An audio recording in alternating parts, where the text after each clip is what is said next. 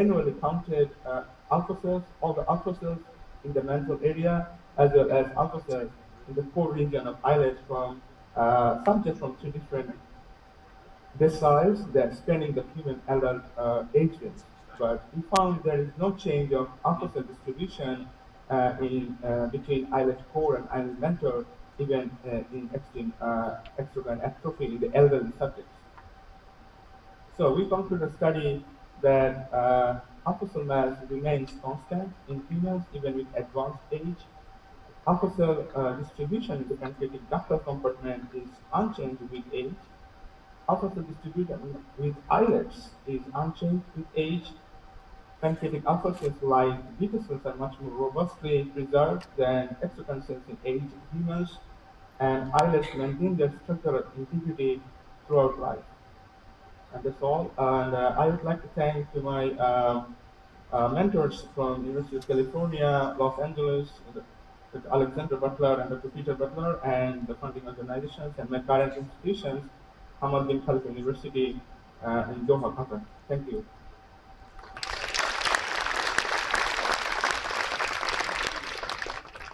So thank you very much for this clear presentation. So it's open for discussion. Is there any question? Yes, number 5, yes. Yes. Clark from Oxford. Can I ask you how many patients you had in your aged group of 103? 10 patients. At the beginning you said that you were going to exclude patients that were obese or had a large amount of fat in their pancreas.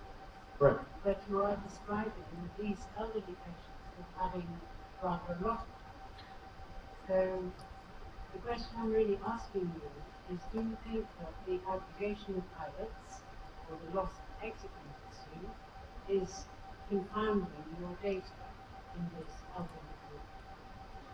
We included the subjects based on their BMI, and all of the elderly subjects that BMI was under 25. But to answer your questions, I think the loss of exocrine pancreas due to atrophy and fat accumulations is a function of age. So, I mean, I think this is it's based on aging. Actually, the density of islets increased due to exocrine atrophy. Okay, maybe I will ask a question. So just about the physiology of glucagon in late stage. Do you know whether the glucagon situation is really altered at late stage in the healthy conditions? We don't have the data. I don't know whether it has been described somewhere. No. Okay. And do you know also for the staining, did you see any alteration in the density of the staining, which could maybe indicate that there is a change in the glucagon content? Is the density of the staining always the same? Because you know that for insulin, for instance, if you have a lot of exocytosis stimulation, staining is decreased a lot dramatically. I think density staining was uniform in all of the subjects. So we carefully, if there is overstaining, excluded that. Okay, on this time.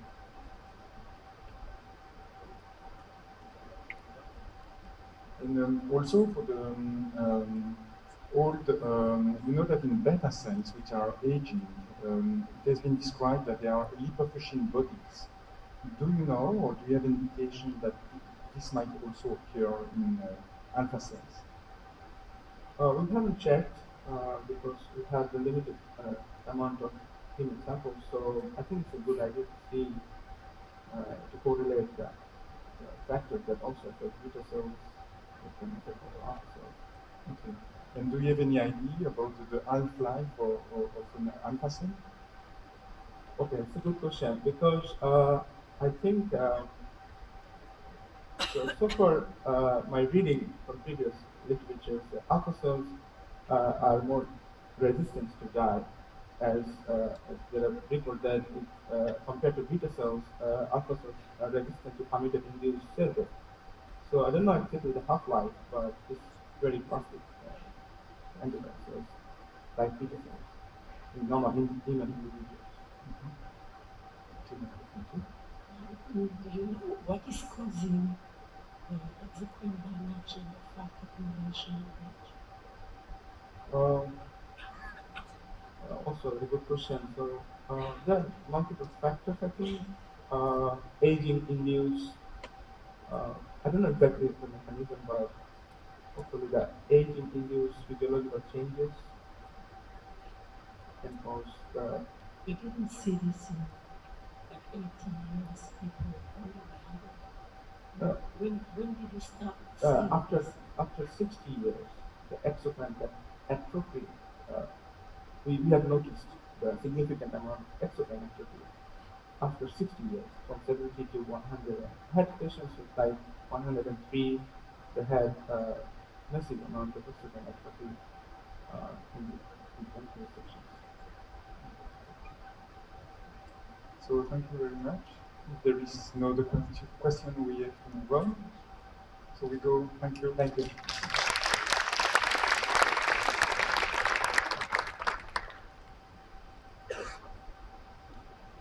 So we have the pleasure to have Dr.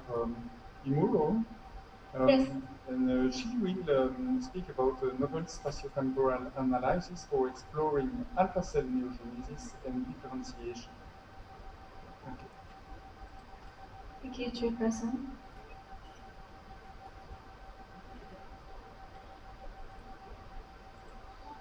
Okay. And one of our goals is to explore safe and efficient methods for the cure of diabetes. And to reach that goal, it is essential to maintain or increase beta cell mass by inducing neurogenesis or reprogramming or stimulating beta cell proliferation. And it has been demonstrated that insulin-producing cells can be reprogrammed from acinar cells, alpha cells, and these pluripotent stem cells. In today's talk, I would like to focus on alpha cells. Many researchers have demonstrated the usefulness of pancreatic alpha cells, which can be reprogrammed into beta cells. And for example, over 20 years ago, ectopic expression of PDX1 in alpha cell was shown to induce insulin gene expression, and in addition, expression of PDX1 and enough way induce alpha to beta conversion, and the extreme loss of beta cell leads to conversion of pancreatic alpha cell to beta cells. So these findings suggest that alpha cells can be the useful source for generating beta cells through alpha to beta transition. Understanding the mechanism of underlying pancreatic development has helped us to explore how to induce reprogramming and neurogenesis. And as for the beta cell development, there are many researchers have demonstrated what the mechanism is. But in contrast, it remains unclear how alpha cell originates from progenitor cells and how recently specified alpha cells are different from pre-existing alpha cells. So to address these questions, we started a project to generate new reporter mouse to analyze alpha cell in a time-dependent manner. We created a new construct, EGFP-IRES MRFP, and inserted it into pro-glucagon gene by CRISPR-Cas9 technique, and we generated a novel reporter mouse named glucagon timer.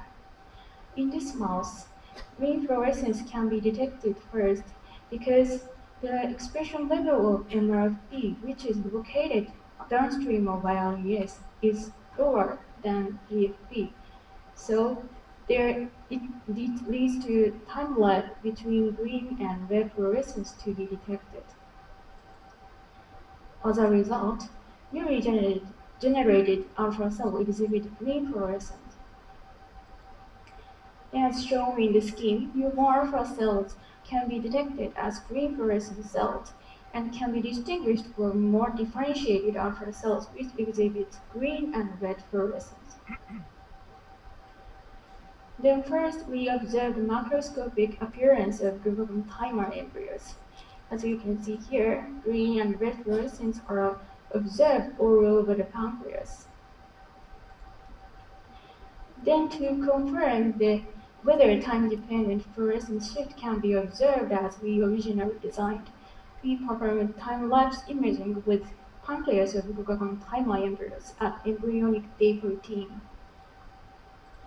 As you can see here, green fluorescent cells change their colors into green and red fluorescent over time. Then we perform the immunostaining for glucagon antibody with in 3-week-old glucagon thymer mouse. As you can see, green and red fluorescent cells precisely overlap with glucagon positive cells. Then next we observe the pancreas of glucagon thymer embryos with confocal microscopy.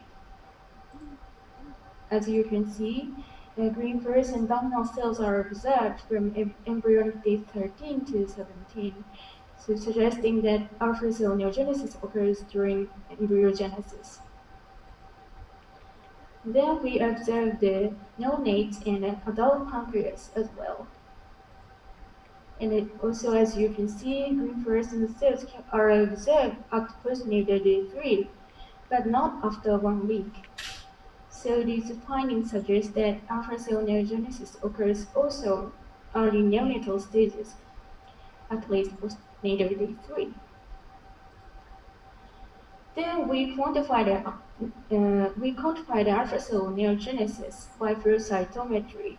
We dissected the whole pancreas of the glucagon thymer and analyzed by flow cytometry. In this graph, the vertical axis shows the green fluorescence and the horizontal axis shows the red fluorescence. In contrast to the wild-type mice, which exhibits only autofluorescent cells, there are green fluorescent dominant cells and green and red double positive cells in the glucagon thymer pancreas. Then we quantified a number of alpha cell neogenesis shown in this green lines. This graph shows the percentage of green fluorescent dominant cells per pancreas. As you can see here, these results suggest that alpha cell neogenesis occurs during embryogenesis and also early neonatal stages, which is consistent with our findings on microscopy. Our previous report shows that alpha cell neogenesis occurs specifically during embryogenesis and dramatically reduced after birth.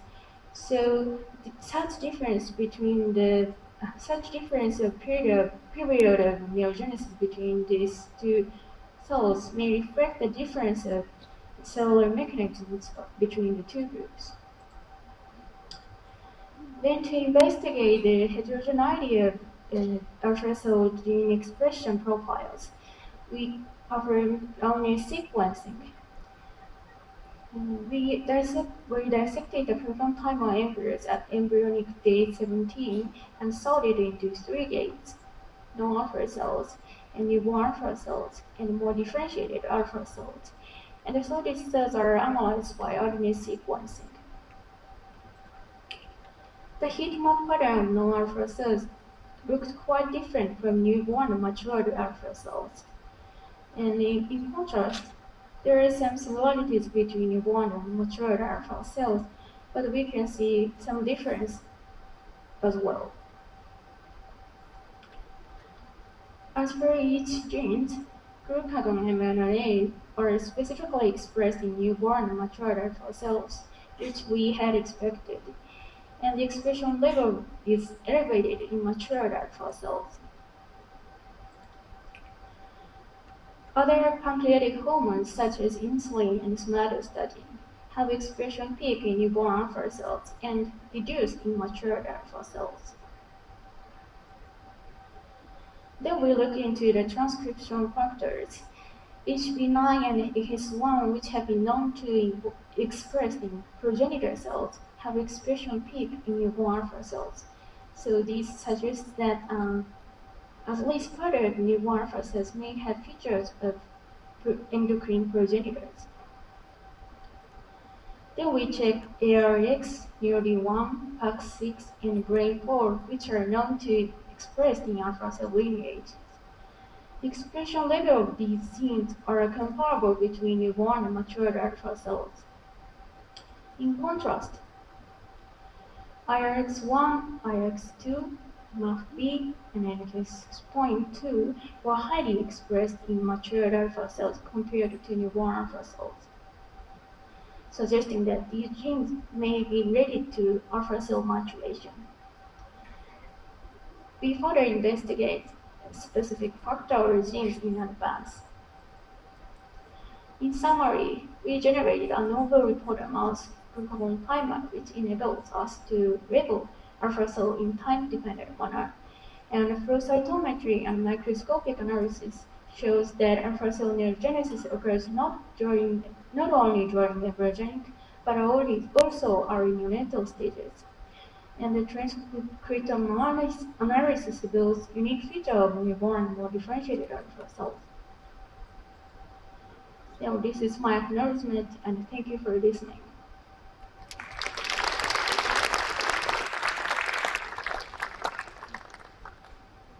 So thank you very much for this nice presentation. So very clear. Is there any question? Yes, microphone 4. Hi, good morning. Thank you very much for the nice presentation.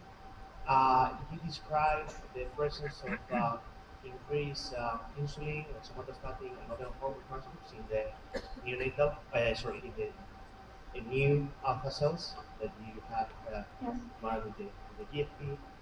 I was wondering if you have a stain for insulin or these other hormones in these cells, and you see co-expression at the protein level of glucagon with these other hormones. So if they are polyhormonal at the protein level or just at the transcript level. Thank you for asking.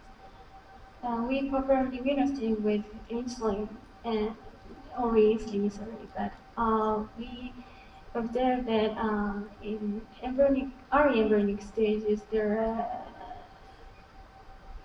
insulin co-positive cells in newborn alpha cells, but we haven't quantified that.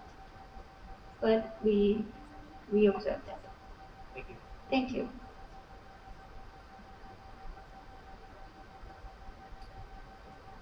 Just one question regarding the transgenic mice. Yes. Is it a knocking mouse or? Yes, knocking mouse. Okay, so it means that one glucagon is knockout, or it's an heterozygous mouse that you use, or homozygous? Yes. Because it seems that you still have glucagon that is expressed. Mm-hmm. So in one allele. Yes. Yes. Thank you. No, I just wondered whether maybe if you have an homozygous mouse, maybe you have no glucagon, you have a reporter mice, but no glucagon that is expressed, and this might maybe alter the interpretation, but it's not the case. Yes. You always use heterozygous mice. Yes. Yes, because we knocked in, so one allele is remained, and okay. But we didn't cross homozygous. Okay. Knockout. Yes. Just to. Sorry. Yeah. Did I get you right? If you show that there's no neogenesis of alpha cells after day 4. Yeah. Very little, or it's just very low. We haven't seen for at day 4 by microscopy, but we detected at least until postnatal 3. Yes. And then at day 3, the mice are very small, and of course there is an expansion of the pancreas. So would that mean that the increase in alpha cells is just hypertrophy of the alpha cells already grow? Yes. As far as my observation of the stage of postnatal 3, there are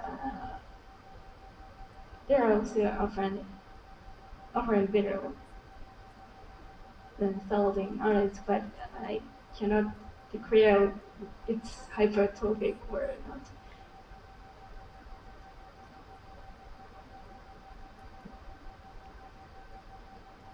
Did you try to inject the mice with streptozotocin? It's me, John. Did you try to inject the mice at later stage with streptozotocin to see whether it could have an induction of neogenesis? Thank you. So we aim to see neurogenesis in adult mice. So we tried aloxan injection, but we couldn't see the neurogenesis of alpha cells. And also other diabetic model, we crossed glucagon timer with the DBDV or Akita mouse, but there are no newborn alpha cells.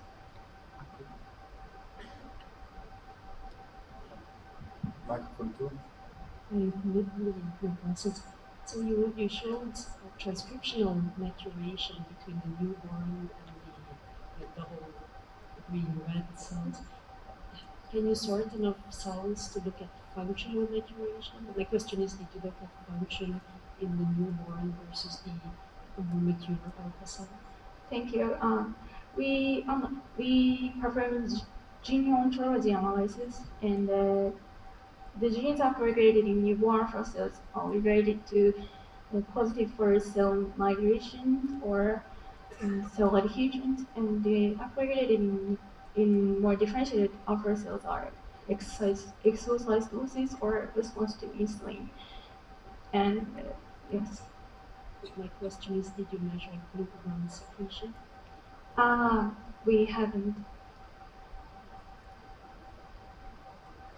So thank you very much. So I think that we have to move on.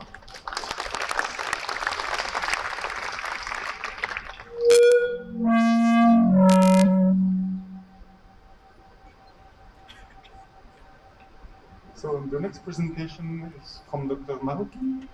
So she will speak about BCL cells, but not complement C3 protects alpha cells against metabolic stress or chronic inflammatory induced apoptosis.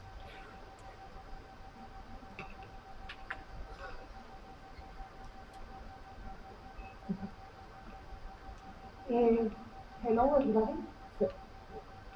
First, I would like the organizers to choosing my poster as a oral presentation. I am really happy to be here today. So,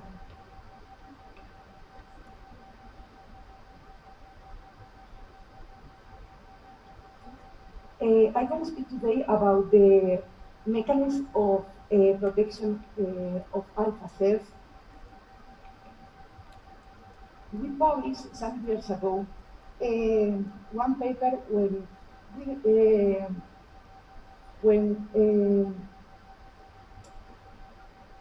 we described that alpha cells were resistant to metabolic stress.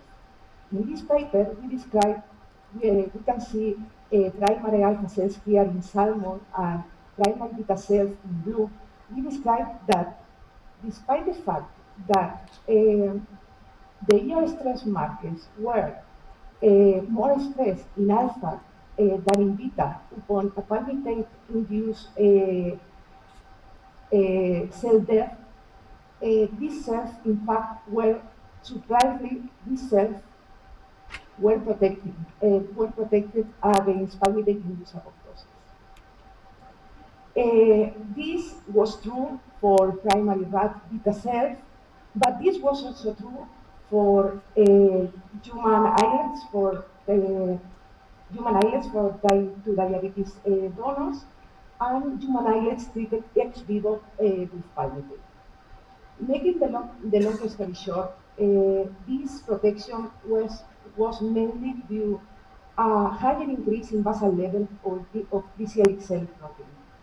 BCL is an anti-apoptotic protein that is part of the anti-death proteins in the mitochondrial lymphocyte pathway. And we proved that knocking down specifically BCL in alpha cells, and this knockdown sensitized alpha cells against palmitate-induced apoptosis. Our working hypothesis here was, if we are able to protect alpha cells, knocking down BCL, perhaps we can do the other way around and try to protect beta cells against metabolic stress overexpressing BCL. To test this hypothesis, we overexpress BCL in primary rat beta cells, and using an adenovirus vector encoding BCL, and as a control we use an adenoviral vector encoding luciferase. This overexpression partially protects beta cells against palmitate-induced apoptosis. But this protection was not only for a metabolic stress. We also could protect beta cells against cytokines, interleukin interferon, induce beta cell death. We proved this in a human model as well, using endocyte beta H1 cell line, and when we overexpress BCL in this cell line, we have a total protection against palmitate-induced apoptosis. And this was true also for cytokine-induced apoptosis, but in this case the protection was not total, it was partial. At this point, we start to looking for another proteins with similar characteristics than BCL. Some years ago, we also published one paper when we described how alpha cells were also protecting against viral infection. And that was because the autonomous response of the alpha cells, the genes of the autonomous response, were basally highly expressed in alpha, as you can see here, than in beta, that is the dotted line. One gene that really caught our attention was the complement C3. That the expression alpha versus beta was the highest. So complement C3 is a part of the humoral response, and it's an important component in the innate immune response. We know that also complement C3 plays a central role in beta cells, in cytokines-induced beta cell death, mainly over improving the pro-survival ACAP pathway and repressing GNK C2 pathway and the inflammation. When we knock down complement C3 in primary beta cells, we have an exacerbation of the beta cell death. With that, we try to do the same approach that we did before with BCL, and we knock down complement C3 in primary alpha cells. But this knockdown, this downregulation didn't change the cytokines-induced alpha cell death. We try also the other way, overexpressing a complement C3 in beta cell, in this case using the beta cell line is one cells. The overexpression of a complement C3 didn't protect against cytokine-induced apoptosis, neither in rat cells or in endocyte beta H1. The conclusion that we have up to now is that both BCL and complement C3 are overexpressed in alpha versus beta, at least the higher levels. Only the knockdown of BCL can sensitize alpha cells against palmitate or cytokines-induced apoptosis, and only the expression of BCL can protect beta cells. So with all of this data suggests that BCL but not complement C3 is part of the defense mechanism used by alpha cells to evade pro-inflammatory or metabolic stress-induced apoptosis. I would like to thank Ángel Naval from the Universidad Miguel Hernández and Desiree Sirik from ULB, Center for Variability Research, for the unconditional support, and also Reinaldo Santos, Atenea Perez for helping me with the experiments, the fundings, and of course all of you. Thank you very much.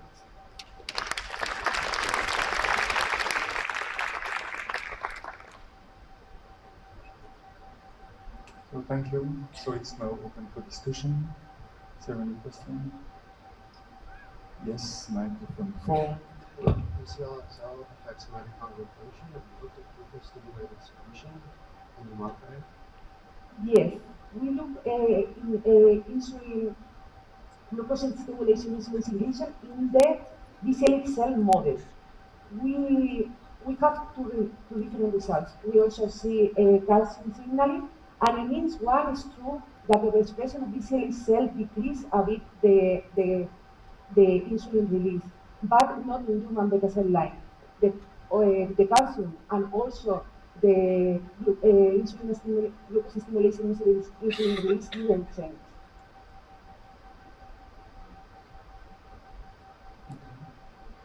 I think that you published previously that there was another gene, DP5, that was also expressed in the alpha cells, and that confers some resistance to apoptosis. No. Is it correct? No? I didn't, not DP5. It was HPK, DP5, no? No? Oh, maybe I'm wrong. So, my group studied DP5, but not in alpha cells, not in my knowledge of how they did. Okay, so but DP5 is not involved at all in the protection. We checked and it didn't change. Okay.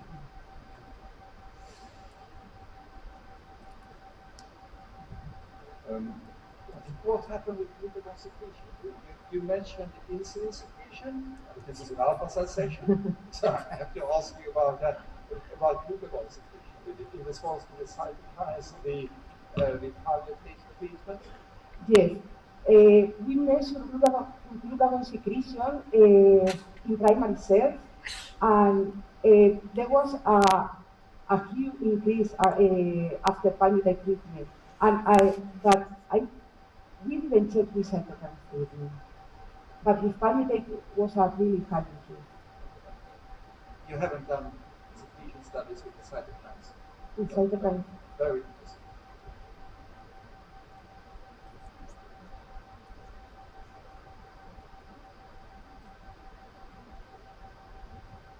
Okay, so if there is no more questions, so maybe we can move. Thank you. Thank you very much.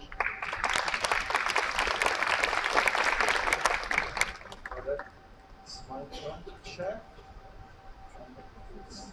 Next talk is by Dr. Wakabayashi and colleagues from Japan and Taiwan.